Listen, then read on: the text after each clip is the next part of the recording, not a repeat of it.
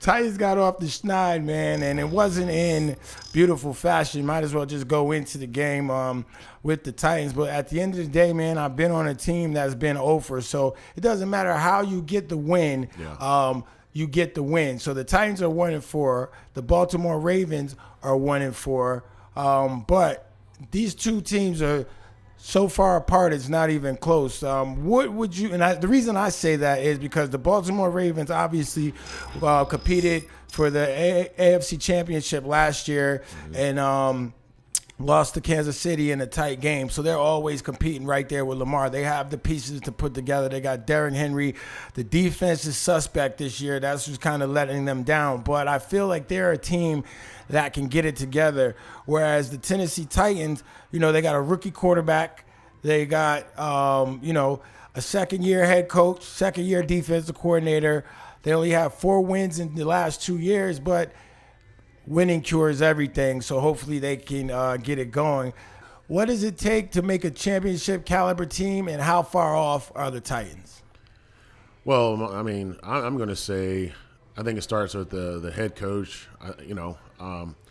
Some of the things we were talking about earlier, other episodes of like missing calls and things like that. I think it's also a mindset. Like, well, we know they have leaders. Like Big Jeff is out there, definitely leading his team. He's always playing hard. He's always doing like a lot of different stuff. But it was just like the one thing that bothered me, like during that game, that I'm watching the kicker, and he's supposed to be getting ready for a game time winning field goal, and he's got his hat on sideways, no helmet, and warming up that way. I'm just like, that's not even the mentality. Like, I hear what you're saying. You gotta be like locked in the game, and he has some trouble with kicks. So yeah, mentality. Mentality is for me. For us was big, man. Right. It was really about a mentality.